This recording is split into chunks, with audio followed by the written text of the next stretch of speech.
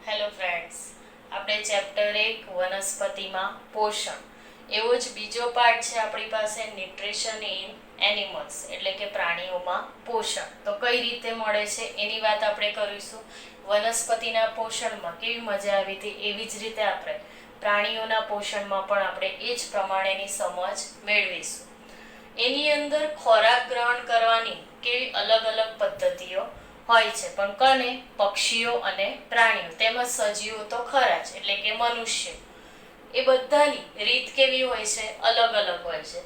એટલે કે ખોરાક ગ્રહણ કરવાની પદ્ધતિમાં પહેલા તો અમુક પક્ષી પ્રાણીઓ કેવા હોય છે? ગળી જતા હોય છે. એટલે કે ખોરાક કેવી રીતે પણ કોઈ પણ પ્રાણીનો શિકાર કરી ડાયરેક્ટ ગળી જતા હોય છે, જેમ કે સાપ. બીજું છે મોઢું મારીને ઘાસ ખાતા હોય છે ગાય, બરાબર. જાળું બનાવીને જીવજંતુઓ પકડતા હોય છે, બરાબર. એવા પણ અમુક પ્રાણીઓ છે જેમ કે સ્પાઈડર, ચાંચ વડે પકડીને ખોરાક મેળવતા હોય છે, જેમ કે સમડી, બરાબર. અમુક પક્ષીઓ ચાંચ વડે જ આપણે ખોરાક મેળવતા હોય છે. એ જ પ્રમાણે મનુષ્ય સહિત બધા સજીવોને પોતાના ખોરાકની એટલે કે જરૂર પડતી જ હોય છે. હવે ખોરાકની જરૂર પડશે એટલે કે પોતાના શરીરમાં એ પોષણ મેળવતું હોય છે. એ કંઈક ને કંઈક અંશે એટલે કે શિકાર કરીને, બરાબર, એ ખોરાક મેળવતું હોય છે. જેમ કે ઘાસ ફૂસ ખાઈને પણ એ પોતાનો ખોરાક મેળવતો હોય. તેમજ આપણે પદ્ધતિ પણ જોઈ, અલગ અલગ રીતે ખોરાક ખાતા હોય. જેમ કે મનુષ્ય તો હાથથી જ ખોરાક ખાય છે, બરાબર. કોઈ ડાયરેક્ટ મોં નાખતું નથી. તો મનુષ્ય સહિત બધા સજીવોને વૃદ્ધિ, સમારકામ તથા શરીરના કાર્યો માટે શું જરૂરી હોય છે? ખોરાક જરૂરી જ હોય છે. પ્રાણી પોષણમાં પણ પોષક તત્વોની જરૂરિયાત, ખોરાક ગ્રહણ કરવાની પદ્ધતિ તેમજ તેનો શરીરનો વપરાશ જેવી બાબતોનો સમાવેશ થાય છે. એ બધા આપણે સમાવેશ જે ખોરાકના ઘટકો જે આપણે પ્રકરણ 5 આપણે ભણી ગયા હતા, બરાબર. તો કયા કયા ઘટકો આપણે ભણ્યા હતા? તો કાર્બોદિત, ચરબી, વિટામિન, પ્રોટીન અને ખનિજ.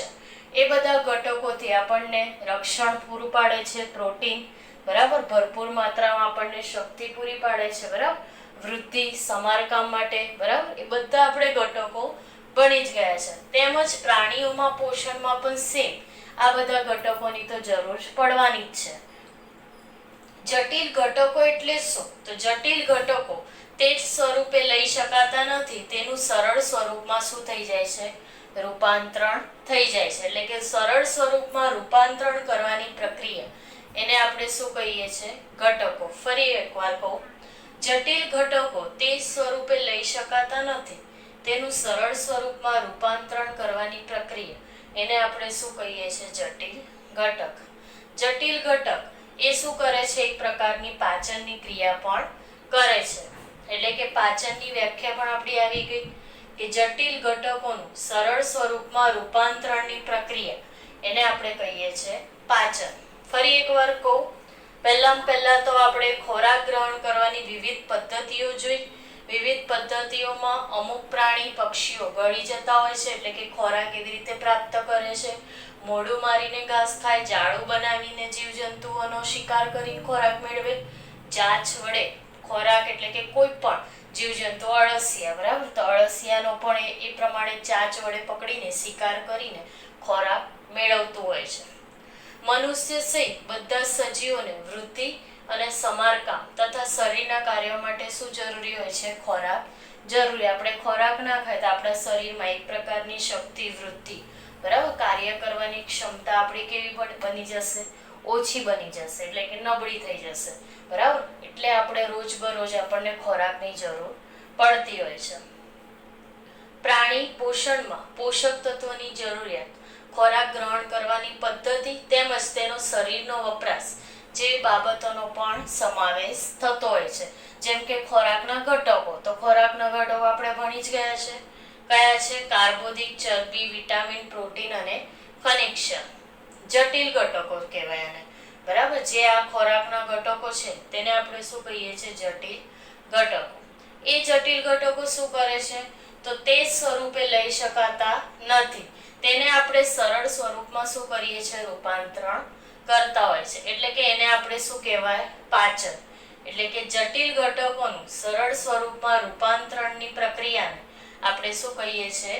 પાચન કહીએ છીએ. આપણી એક વ્યાખ્યા થઈ ગઈ, ફરી એકવાર કહું. જટિલ ઘટકોનું સરળ સ્વરૂપમાં રૂપાંતરણની પ્રક્રિયા એને આપણે કહીએ છીએ પાચન. વિદ્યાર્થી મિત્રો, ખોરાક મેળવવાની આપણે જુદી જુદી પદ્ધતિઓ જોઈશું. તો જુદા જુદા પ્રાણીઓમાં ખોરાક પકડવાની અને ગ્રહણ કરવાની રીતો કેવી હોય છે? જુદી જુદી હોય છે. આપણે વાત કરીએ એ પ્રમાણે અમુક પ્રાણીઓ, પક્ષીઓ કેવા હોય છે? અમુક મોંથી ખોરાક મેળવે છે, અમુક ચાંચ વડે, બરાબર? તે એવા જ બધા પ્રાણીઓની આપણે જાણકારી મેળવીશું આજે. તો પહેલાં તમે ચિત્ર જોઈ શકો છો. હમિંગબર્ડ, મધમાખી, પતંગિયું જેવા પ્રાણીઓ શું કરે છે? ચાંચ કે નળી જેવા મુખાંગ એટલે કે સૂંઢ દ્વારા ફૂલોનો રસ ચૂસે છે. બીજું ચિત્ર તમે જોઈ શકો છો. કાબર, ચકલી, સમડી, બાજ જેવા પ્રાણીઓ શું કરે છે? ચાંચ કે પગના પંજા વડે અનાજના દાણા કે માંસના ટુકડા પકડી ગળી જતા હોય છે. ત્રીજું છે ગોકળ ગાય. તેના તીક્ષ્ણ મુખાંગ વડે શું કરે છે? પર્ણ ખાઈને ચાવીને પોતાનો ખોરાક મેળવે છે. તો ફરી એકવાર કહું. પહેલાં તો જુઓ, ચિત્રમાં તમે જોઈ શકો છો હમિંગબર્ડ અને મધમાખીનું, બરાબર?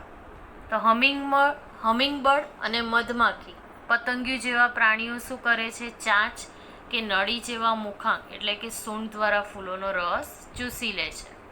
પછી ચિત્ર છે કાબર, ચકલીનું.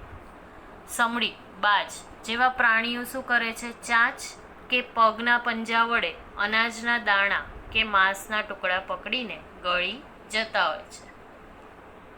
પછી છે ચિત્ર ગોકળ ગાયનું. તો જુઓ, ચિત્ર તમે જોઈ શકો છો. તો ગોકળ ગાયનું કાર્ય શું છે? એટલે કે કેવી રીતે ખોરાક મેળવે છે? તો તે તીક્ષ્ણ મુખાંગ વડે પર્ણ ખાઈને ચાવીને પોતાનો ખોરાક મેળવે છે. તો જુઓ, પર્ણ પર ગોકળ ગાય જોવા મળે છે, બરાબર? આ પ્રકારની હોય છે, એકદમ બારીક.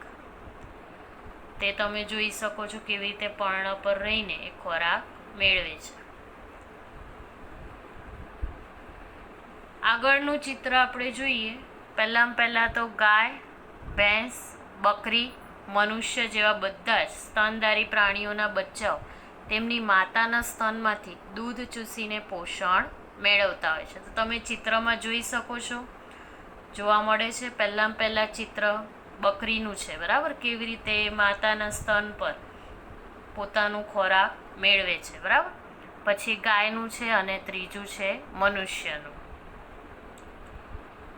એના પછી છે કીડી મકોડા, ખોરાકના નાના કણો કે ગળ્યા પદાર્થો એટલે કે નાના કણો તેમના આગળના ધારદાર મુખાંગો વડે પકડી તેને ખોતરીને ખાઈ જતા હોય છે.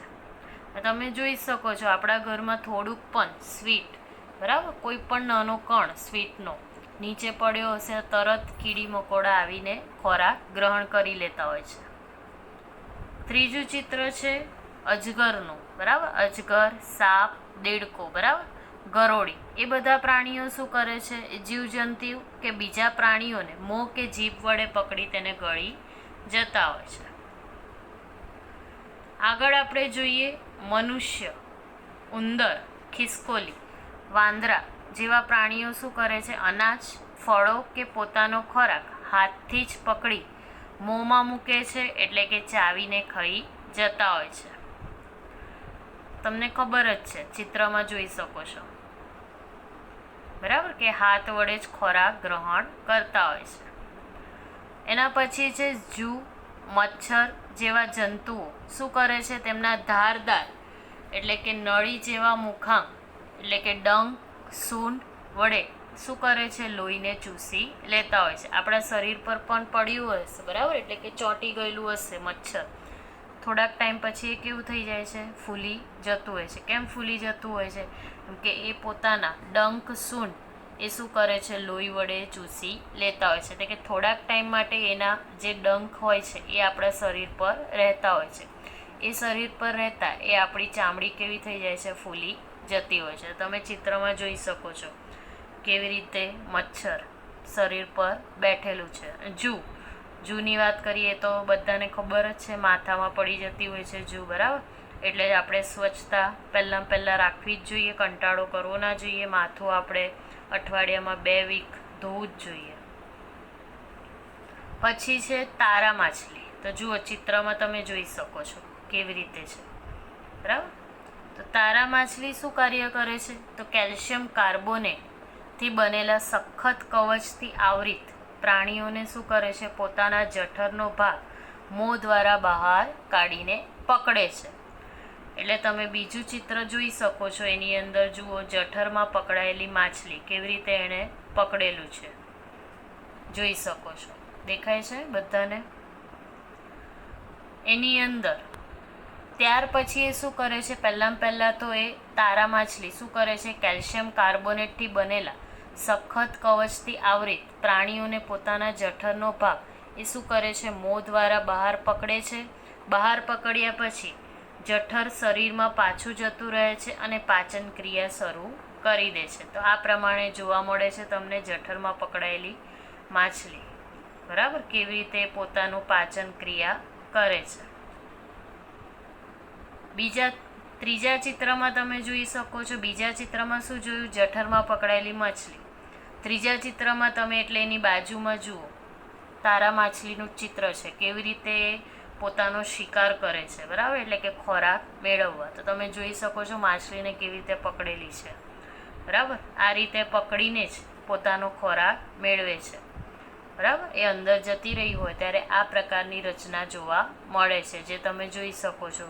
તીરનું નિશાન છે જઠરમાં પકડાયેલી માછલીનું, એ પ્રમાણેનું આપણને જોવા મળે છે. પણ એના પહેલાંનું ચિત્ર તમારી બાજુમાં છે જ, બરાબર, એટલે કે તારા માછલીની બાજુમાં જોઈ શકો છો કેવી રીતે એણે માછલીને પકડેલ છે, બરાબર. ફરી એકવાર કહું, તારા માછલી કેલ્શિયમ કાર્બોનેટથી બનેલા સખત કવચથી આવરિત એટલે કે પ્રાણીઓને શું કરે છે? પોતાનો જઠરનો ભાગ મોં દ્વારા બહાર કાઢી લે છે, એટલે કે બહાર કાઢીને એને પકડે છે. ત્યાર પછી જઠર શરીરમાં પાછું જતું રહે અને પાચન ક્રિયા એની શરૂ થઈ જતી હોય છે. તો આજે આપણે શું શીખ્યા? એક તો હમિંગબર્ડ, મધમાખી, પતંગિયું કેવી રીતે ખોરાક મેળવે છે? તો ચાંચ કે નળી જેવા મુખાંગ દ્વારા ફૂલોનો રસ ચૂસે છે. પછી ચકલી, કાબર, બાજ જેવા પક્ષીઓ શું કરે છે? ચાંચ કે પગના પંજા વડે જીવજંતુઓ માંસ કે અનાજના દાણા વડે પકડીને ગળી જતા હોય છે. ગાય, ભેંસ, બકરી, મનુષ્ય જેવા બધા જ સ્તનધારી પ્રાણીઓના બચ્ચાઓ તેમની માતાને શું કરે છે? સ્તનમાંથી દૂધ ચૂસીને પોષણ મેળવે છે. અજગર, સાપ, દેડકો, ગરોળી જેવા પ્રાણીઓ જીવજંતુઓ કે બીજા પ્રાણીઓને શું કરે છે? મોં કે જીભ વડે પકડીને તેને ગળી જતા હોય છે. મનુષ્ય, ઉંદર, ખિસકોલી, વાંદરો જેવા પ્રાણીઓ અનાજ, ફળો કે પોતાનો ખોરાક હાથથી જ પકડીને મોંમાં મૂકે છે, એટલે કે ચાવીને ખાઈ જતા હોય છે. જૂ, મચ્છર જેવા જંતુઓ તેમના ધારદાર નળી જેવા મુખાંગ વડે લોહી પણ ચૂસી લે છે. આગળ આપણે જોઈશું ખોરાક પાચનની પ્રક્રિયા, એટલે કે બીજો પાર્ટ આપણો ચાલુ થાય છે, બરાબર. આની અંદર આપણે શું શીખ્યા? પહેલાં તો પહેલા પાર્ટમાં ખોરાક પકડવાની એટલે કે ખોરાક ગ્રહણ કરવાની વિવિધ પદ્ધતિઓ, એટલે કે કોની? પ્રાણીઓ, પક્ષીઓ, બરાબર, માનવી, એ બધાની, બરાબર. એ બધી આપણે વિવિધ પદ્ધતિઓ જોઈ ગયા. હવે આપણું આવશે ખોરાકના પાચનની પ્રક્રિયા, બરાબર, એટલે કે કેવી રીતે પ્રાણીઓમાં પોષણ કેવી રીતે પૂરતા પ્રમાણમાં મળતું હોય છે. જો પાચનની ક્રિયા થશે તો જ આપણને ખબર પડશે કે કેવી રીતે એની ક્રિયા થઈ રહી છે, બરાબર. એટલે કે ખોરાક મેળવીને એની પાચનની પ્રક્રિયા કેવી રીતે થાય છે તે જોઈએ આપણે. પહેલાં તો જોઈશું મનુષ્યમાં પાચન. તો આપણે જે ખોરાક ખાઈએ છીએ તે મુખ ગૃહથી શરૂ થઈને મળદ્વાર એટલે કે અંતમાં પામે છે. ખોરાક પાચન માટે કયાથી એટલે પસાર થતું હોય છે, એટલે કે તેનો માર્ગ શોધતી, બરાબર. ફરી કહું, આપણે જે ખોરાક ખાઈએ છીએ તે મુખ ગૃહથી શરૂ થઈને મળદ્વારના અંતમાં પામે છે, એટલે કે ખોરાક પાચન માટે કયા અને ક્યાંથી પસાર થાય છે તેનો માર્ગ પણ આપણે સમજીશું. તો પહેલાં તમને આ ચિત્રમાં જોવા મળે છે મુખગૃહ, બરાબર. મુખગૃહનું ચિત્ર છે, જોઈ શકો છો. તીરનું નિશાન જે શરૂઆતમાં આપેલું છે એ આપણું મુખગૃહ, બરાબર, એટલે કે મોઢું. અન્નનળી, બરાબર, જે પાતળી નળી જેવો ભાગ દેખાય છે, અન્નનળી. નીચે જે જઠર, બરાબર, સી આકારમાં જોવા મળે છે, એ શેનું છે? જઠર. નાનું આંતરડું અને મોટું આંતરડું, અને છેલ્લા છે મળદ્વાર. તો પહેલાં મુખગૃહનું જોઈએ. સૌ પ્રથમ ખોરાક મોંમાં લેવો એટલે કે મુખગૃહમાં મૂકીએ છીએ. મુખગૃહમાં જે ખોરાક આપણે મૂકીએ છીએ એ ક્યાં જશે? અન્ન નળીમાં પ્રવેશશે. અન્ન નળી મારફતે ક્યાં જશે? જઠરમાં જતો હોય છે. અને જઠરમાંથી ખોરાક ક્યાં જતો હોય છે? નાના આંતરડામાં જતો હોય છે. નાના આંતરડામાંથી શું કરે છે? મોટા આંતરડા સુધી પસાર થાય છે.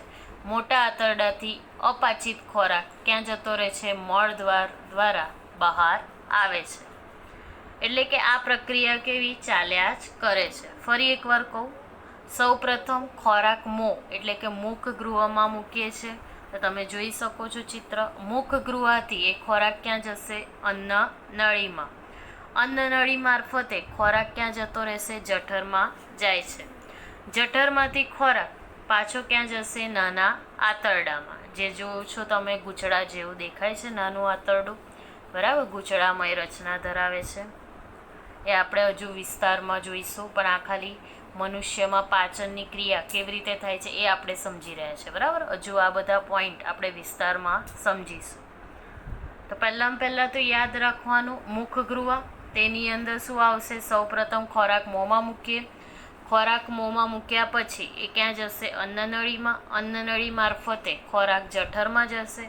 જઠરમાંથી ખોરાક નાના આંતરડામાં. નાના આંતરડામાંથી ખોરાક મોટા આંતરડામાં. મોટા આંતરડામાંથી ખોરાક અપાચિત એટલે કે અપાચિત થયેલો ખોરાક એ ક્યાં જતો રહેશે? સીધો મળદ્વાર. અને મળદ્વારમાં ગયા પછી એ બહાર આવશે. એટલે કે જે નકામો કચરો છે એ મળદ્વાર દ્વારા બહાર નીકળી જશે. આમ ખોરાક એટલે કે મુખગૃહ, અન્નનળી, જઠર, નાનું આંતરડું, મોટું આંતરડું અને મળદ્વારમાંથી પસાર થઈને અપાચિત સ્વરૂપે શું કરે છે? મળદ્વાર દ્વારા બહાર આવે છે. એટલે કે આ બધા ભાગો મળીને કઈ પ્રક્રિયા થાય છે? તો પાચન માર્ગની એટલે કે પાચન નળીની રચના જોવા મળે છે. આગળ જોઈએ આપણે મનુષ્યમાં ખોરાકનું પાચન. એની અંદર આપણે પાચન કેવી રીતે, એટલે કે ખોરાક પાચન માર્ગમાં જે ભાગોમાંથી પસાર થાય છે ત્યાં તેનું શું થઈ જાય છે? પાચન જ થતું હોય છે. તો પહેલું ચિત્ર તમે જોઈ શકો છો લાળ ગ્રંથિનું, બરાબર. તો મુખગૃહમાં આવેલી લાળ ગ્રંથિમાંથી શું કરે છે? લાળ ઝરે છે, બરાબર. તો તમે તીરનું નિશાન જે જોઈ રહ્યા છો એ શું છે? લાળ ગ્રંથિ. જે પહેલું ચિત્ર છે, બરાબર, જોઈ લો, ઝૂમ કરેલું છે તો જોઈ શકો છો. પછી છે બીજું ચિત્ર, જે વચ્ચેનો જે ભાગ છે એ શું છે? જઠર, બરાબર. સૌથી ઉપર છે યકૃત, એની નીચે સ્વાદુપિંડ, પછી જઠર અને પછી પિત્તાશય. તો જઠરની અંદરની દિવાલમાંથી તથા વિવિધ ગ્રંથિઓ જેવી કે યકૃત, પિત્તાશય અને સ્વાદુપિંડમાંથી પાચક રસોનો શું કરે છે? સ્ત્રાવ કરે છે. જે ખોરાકમાં ભળી જટિલ ઘટકોનું સરળ ઘટકોમાં રૂપાંતરણ કરે છે. ફરી એકવાર કહું, જઠરની અંદરની દિવાલમાંથી તથા વિવિધ ગ્રંથિઓ જેવી કે કઈ યકૃત, પિત્તાશય, સ્વાદુપિંડમાંથી પાચક રસોનો સ્ત્રાવ થાય છે. અને પાચક રસો એ ખોરાકમાં ભળી જટિલ ઘટકોનું સરળ ઘટકોમાં રૂપાંતરણ કરે છે. એટલે આપણે આકૃતિમાં જોઈ શકીએ, બરાબર. પહેલાં લાળ ગ્રંથિ, તે શું કરે છે? લાળ ગ્રંથિમાંથી લાળ ઝરે છે. અને પછી એ શું કાર્ય કરે છે? તો જઠરની અંદરની દિવાલમાં તથા વિવિધ ગ્રંથિઓ જેવી કે કઈ તમે જોઈ શકો છો, યકૃત, સ્વાદુપિંડ, જઠર, બરાબર. એ બધા શું કરે છે? પાચક રસોનો સ્ત્રાવ કરે છે. પાચક રસોનો સ્ત્રાવ કર્યા પછી જે ખોરાકમાં ભળી જટિલ ઘટકોનું શું કરે છે? સરળ ઘટકોમાં રૂપાંતરણ કરે છે. એટલે કે ખોરાકની પાચનની ક્રિયા એ પ્રમાણેની થતી હોય છે. એટલે કે એ જે પાચન, કોઈ પણ ખોરાક તમે ખાધો હશે, બરાબર, એ ખોરાક કેવી રીતે થઈ જશે?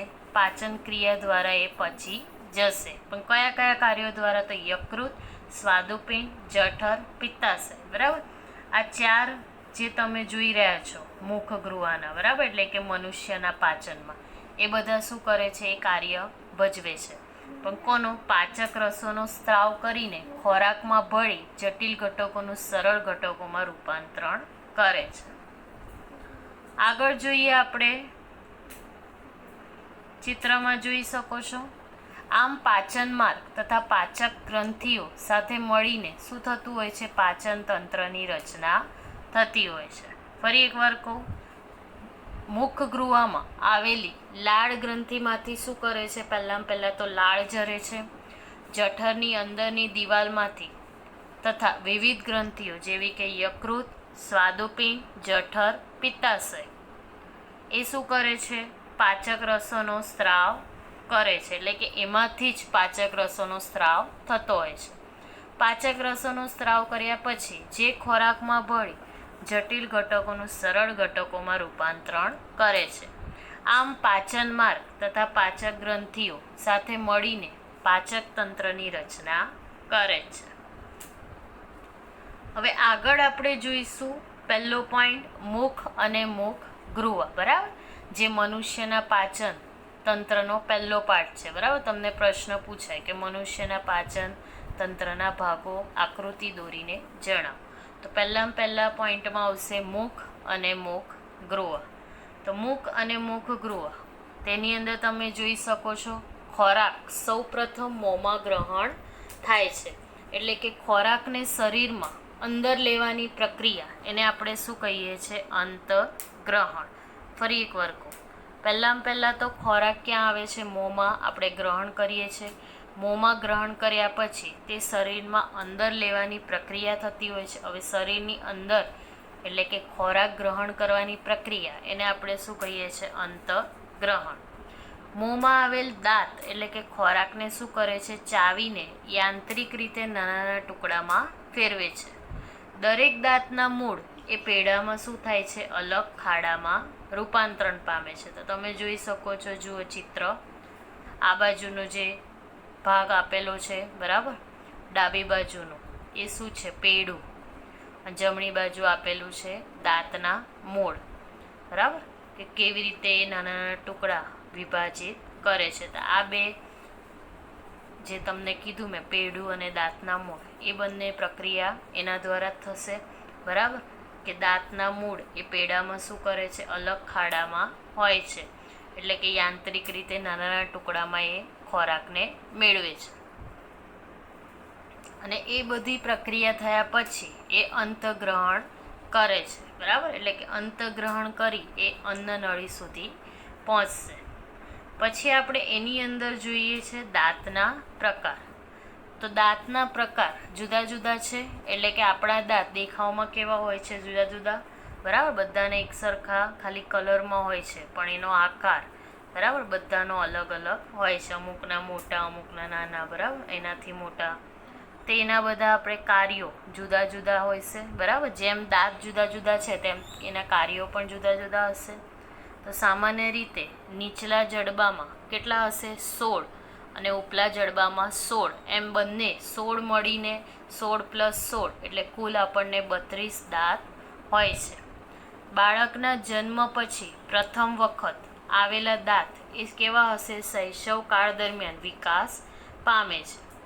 આ દાંત કેવા હશે? 6 થી 8 વર્ષની ઉંમરે જ પડી જતા હોય છે. આ દાંતને આપણે શું કહીએ છીએ? દુધિયા દાંત. દુધિયા દાંત પડી ગયા પછી તેની જગ્યાએ આવેલા દાંતને આપણે શું કહીએ છીએ? કાયમી દાંત તરીકે પણ ઓળખીએ છીએ. ફરી એકવાર કહું, આપણા દાંત દેખાવમાં કેવા હોય છે? જુદા જુદા. એટલે કે જુદું જુદું એ કાર્ય કરે છે. સામાન્ય રીતે નીચલું જે તમે ચિત્રમાં જોઈ શકો છો, બરાબર, નીચેના દાંત એ કેટલા હશે? 16, ઉપરના 16. એમ 16 + 16 મળીને ટોટલ 32 દાંત હોય છે. બાળકના જન્મ પછી પ્રથમ વખત આવેલા દાંત એ કેવા ગણાશે? શૈશવ કાળ દરમિયાન, એટલે કે વિકાસ પામતા હોય છે. આ દાંત ક્યારે પડી જાય છે? તો 6 થી 8 વર્ષની ઉંમરે. આ દાંત જ્યારે પડે એને આપણે શું કહીએ છીએ? દુધિયા દાંત. દુધિયા દાંત જ્યારે પડી ગયા પછી તેની જગ્યાએ જે બીજા દાંત આવે છે એ આપણા કેવા હોય છે? ફિક્સ દાંત. એટલે એને આપણે કહીએ છીએ કાયમી દાંત. બરાબર? ફરી એ પડતા નથી. બરાબર?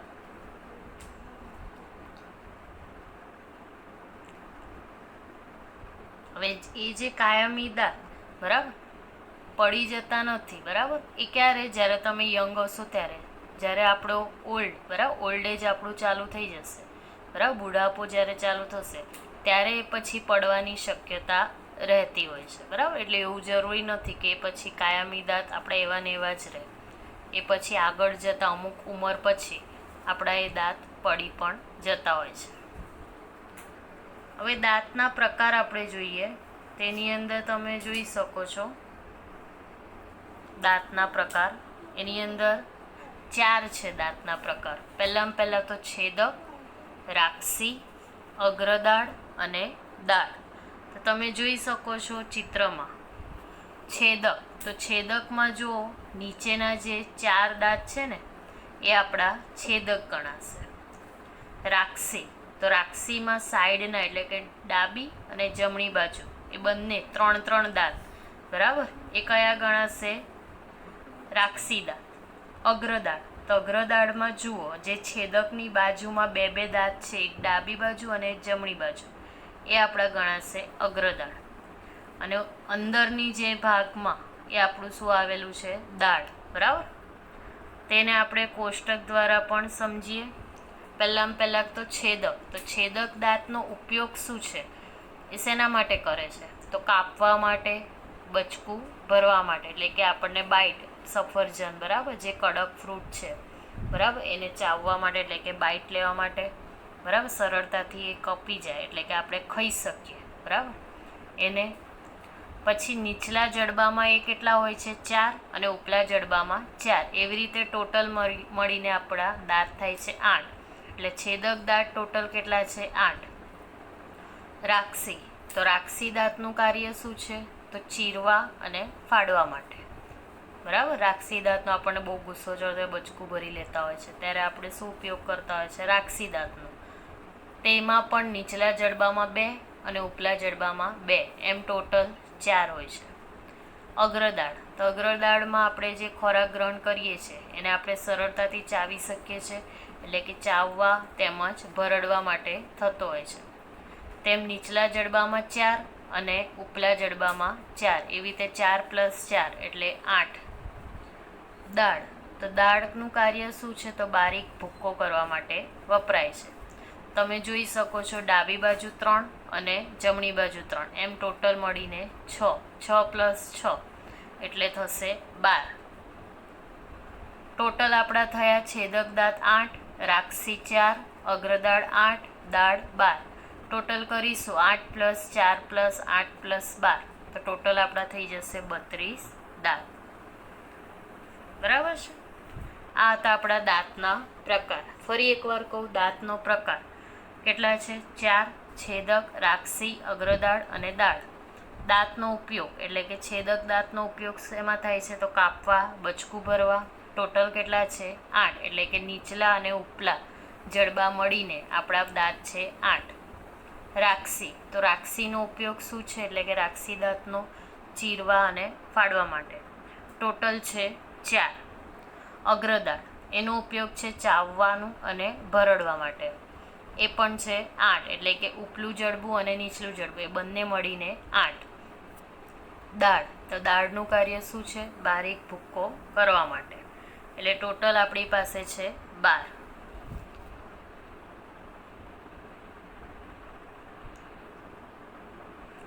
ટોટલ આપણે કરીશું તો આપણે 32 દાંત થઈ જાય છે. બરાબર? અને 32 દાંતની સંખ્યા બધાની જ હોય છે. બરાબર છે? એવું નહીં જરૂરી કે બીજા કોઈના 16 જ દાંત છે કે પછી 17 જ દાંત. બધાના 32 જ હોય છે, જે કુદરતી રીતે આવેલા હોય છે. પછી એ ધીરે ધીરે ઓછા થાય તો એ પછી પોતાની એના શરીરની પ્રકૃતિ પર આધાર રાખે છે. બરાબર? કે કેવી રીતે ઓછું થાય છે. અમુક ઉંમર પછી પડી જતા હોય છે. બરાબર? હવે જોઈએ, સામાન્ય રીતે આપણા મોંમાં બેક્ટેરિયા રહેલા હોય છે, બરાબર. એટલે કે અમુક વધારે પડતી સ્વીટ ખાઈ લીધી હોય, ચોકલેટ ખાઈ લીધું હોય, બરાબર.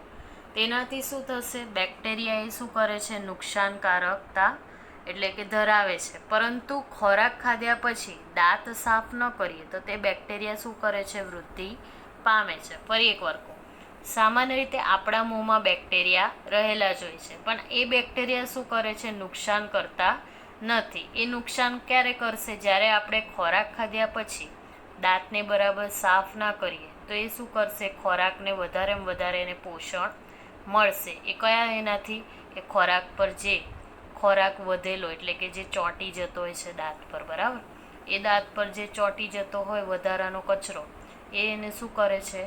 બેક્ટેરિયાને વૃદ્ધિ પામે છે. એટલે કે વૃદ્ધિ પામી એ આપણા દાંતને સડાઓ ઉત્પન્ન કરે છે. પછી આપણે કમ્પલસરી કઢાવવું પડે છે દાંત, બરાબર. અમુકની દાઢ સડી જતી હોય તે એનું જ છે એ પ્રકાર, કે આપણે બરાબર સાફ ના કરીએ દાંત તો આ બધા પ્રકારના રોગો થઈ શકે છે. આ બેક્ટેરિયા ખોરાકમાં બચી ગયેલી સંકરા એ શું કરે છે? તોડી નાખે છે, એટલે કે એસિડ મુક્ત કરે છે. એટલે આ એસિડ ધીમે ધીમે દાંતને શું કરે છે? નુકસાન કરે છે, એટલે કે જેને દાંતનો સડો કહે છે, બરાબર. પહેલાં તો આપણે ખોરાક ખાધ્યા પછી આપણે સાફ ના કરીએ દાંત તો શું થઈ જશે? બેક્ટેરિયા વધી જશે. બેક્ટેરિયામાં શું થશે? એક પ્રકારની વૃદ્ધિ પેદા થશે. વૃદ્ધિ પેદા થશે એટલે કે એ બેક્ટેરિયા ખોરાકમાં બચી ગયેલી સંકરાને પણ એ શું કરશે? તોડી નાખશે. એટલે કે જે રોગ પ્રતિકારક શક્તિ જોઈએ એ પણ ઓછી થતી જોવા મળશે. એસિડ મુક્ત કરશે અને એસિડ ધીમે ધીમે દાંતને શું કરે છે? નુકસાન કરે છે. નુકસાન કરી એક પ્રકારનો એ દાંતનો સડો ઉત્પન્ન કરે છે. તો તમે ચિત્ર જોઈ શકો છો, આ પ્રકારનો સડો થતો હોય છે, જોવા મળે છે દાંતની પાછળ, બરાબર. કેવી રીતે સડો થઈ જતો હોય છે એ આપણે કમ્પલસરી પછી જ્યારે દાંત કાઢીએ ત્યારે જ આપણા મોંમાં, બરાબર, સરળતાથી ખોરાક આપણે પાચિત કરી શકીએ છીએ, બરાબર. એટલે કે આપણું મોઢું, નહીં તો એના વગર આપણને ધારો કે સડો થયો હશે તો દુખાવો થવા માંડે છે, બરાબર. આપણાથી રહેવાય જ નહીં.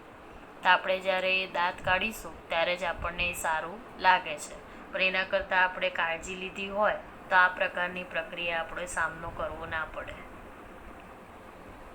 એટલે કે ચોકલેટ, મીઠાઈ, ઠંડા પીણા, ખાંડની બનાવટો વધુ પ્રમાણમાં લેવાથી શું થાય છે? દાંતનો સડો થવાની સંભાવના રહેતી હોય છે. દાંતની કાળજી રાખવા માટે દિવસમાં ઓછામાં ઓછું 2 વાર દાંતણ કે બ્રશ કરી દાંત સાફ કરવા જોઈએ. એટલે કે જન્મ્યા પછી પણ દાંત સાફ કરવા જ જોઈએ, બરાબર. એટલે નાના બાળકો તો પોતાની જાતે આપણે નથી કરી શકતા, બરાબર. તેને એના મમ્મી કરી આપતા હોય છે, બરાબર. પણ આપણા જેટલા એટલે કે તમારા જેટલા ઉંમરના તો કાળજી લઈ જ શકે છે, બરાબર. એટલે કે દિવસમાં 2 વાર તો આપણે કરવું જ જોઈએ. તો પછી આ બધી પ્રક્રિયાનો સામનો કરવો પડે છે. આગળ જોઈએ આપણે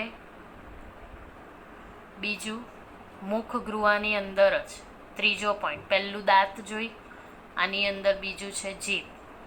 તો જીભમાં પણ એક મુખગૃહ એટલે કે પાછળના તળિયે જોડાયેલ માસલ અંગ હોય છે. એટલે કે જીભ આગળના છેડે મુક્ત છે અને કોઈ પણ દિશામાં શું કરે છે? હલનચલન કરી શકે છે, બરાબર. આપણે એટલે જીભ તો હલાવી શકીએ છીએ. અમુક તો નાક સુધી જીભ અડાડી દેતા હોય છે, બરાબર. એટલે એ બધી પ્રક્રિયાઓ આપણે કરતા જોઈએ છે. જીભના કાર્યો, તો જીભના ઉપયોગ શું છે? પહેલાં તો બોલવા, વાતચીત કરવા કરીએ છીએ. જીભ ખોરાક ચાવતી વખતે ખોરાકને આમ તેમ ફેરવી ખોરાકના લાળ રસ ભેળવવા તથા ખોરાકને ગળવાની ક્રિયામાં પણ એ મદદ કરે છે. જીભ પર શું આવેલું હોય છે? રસાંકુરો આવેલા હોય છે. એટલે કે તેની મદદથી જુદા જુદા સ્વાદ આપણે પારખી પણ શકીએ જ છીએ. ફરી એકવાર કહું, જીભ શું કાર્ય કરે છે? એક મુખગૃહ એટલે કે પાછળના તળિયે જોડાયેલ માસલ અંગ છે. એટલે કે જીભ આગળના છેડે મુક્ત છે અને કોઈ પણ દિશામાં હલનચલન કરી શકે છે. જીભના કાર્યો, તો જીભના કાર્યો શું છે?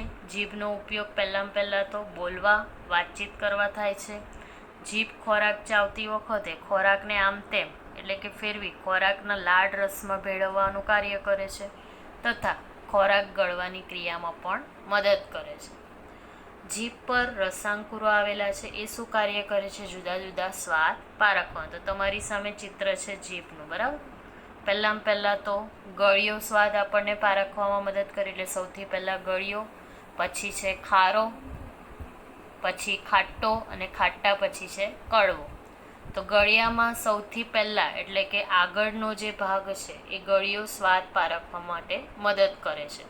ખારો, તો ખારોમાં જે આજુબાજુનો જે ભાગ છે, જમણી અને ડાબી બાજુનો ભાગ, બરાબર, એ આપણને શું કરે છે? ખારો સ્વાદ પારખવામાં મદદ કરે. એની ઉપર થોડો મધ્યમાં એ શું કરે છે? ખાટો સ્વાદ પારખવામાં મદદ કરે છે.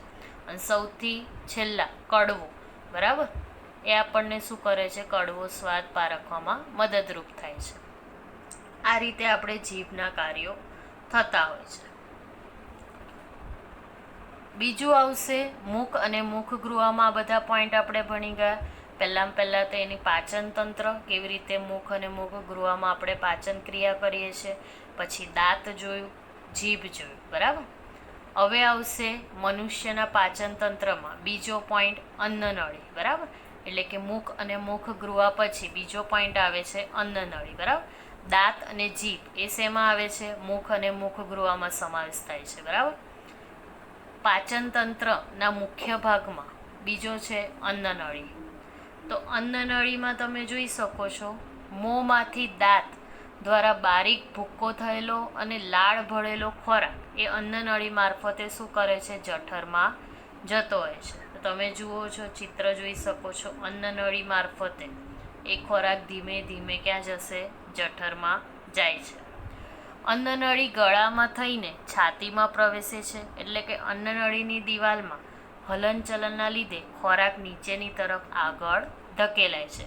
એટલે કે ક્યારેક વધારે પડતો ખોરાક આપણે લઈએ અથવા વાસી કે બગડી ગયેલો ખોરાક આપણે પસંદ કરી, બરાબર, એટલે કે ખાઈ નાખ્યો ભૂલથી, તો એ શું થઈ જશે? અરુચિકર, એટલે કે સૂંઘ ચડે, એટલે કે ખોરાક લેવાથી જઠર આવો ખોરાક શું કરે છે? સ્વીકારતો નથી. એ સ્વીકારતો નથી એટલે કે તે પાછો ધકેલી દે છે. પાછો ધકેલી દેશે એટલે કે અન્નનળીમાં જે પાછો ધકેલી દેશે, અન્નનળીમાં પાછો ધકેલી દેશે એટલે પાછું એ ઉલટી સ્વરૂપે બહાર આવે છે, બરાબર. એટલે કે અપાચિત થઈ જતો હોય છે ખોરાક. તો ફરી એકવાર કહું, અન્નનળી. તો અન્નનળીમાં છે મોંમાંથી દાંત દ્વારા બારીક ભૂક્કો થયેલો અને લાળ ભળેલો ખોરાક શું કરે છે? અન્નનળી મારફતે જઠરમાં જતો રહે છે. અન્નનળીમાં ગળામાં થઈને છાતીમાં પ્રવેશે છે. અન્નનળીની દિવાલમાં હલનચલનના લીધે ખોરાક નીચેની તરફ શું થાય છે? આગળ ધકેલાય છે. આગળ ધકેલાય એટલે ક્યારે વધારે પડતો ખોરાક આપણે ખાઈ લીધો હોય અથવા વાસી બગડી ગયેલો હોય, બરાબર, તો એ આપણના અન્ન એટલે કે જઠરને એ પસંદ પડતો નથી. જઠર એ શું કરે છે? અરુચિકર એટલે કે સૂંઘ એને ચડે છે, એટલે કે ખોરાક એ અપાચિત થયેલો એ પાછો અન્નનળી દ્વારા એ ઉપર ચડે છે. અન્નનળી દ્વારા એ પાછો ધકેલાઈ એ મોં દ્વારા પાછું ઉલટી સ્વરૂપે બહાર આવે છે, બરાબર. એટલે કે આવી જ રીતે ઉલટી થઈ ગયેલી, એટલે કે વાસી ખોરાક આપણે એટલે જ ખાવો જોઈએ નહીં, અથવા વધારે પડતો પણ, બરાબર. બહુ સરસ સ્વાદિષ્ટ ખોરાક થયો હોય તો આપણે વધારે પડતો ખાઈ નાખતા હોય, બરાબર, પણ થોડું લિમિટમાં ખાવું જોઈએ. તો આ પ્રકારની પ્રક્રિયા થાય નહીં.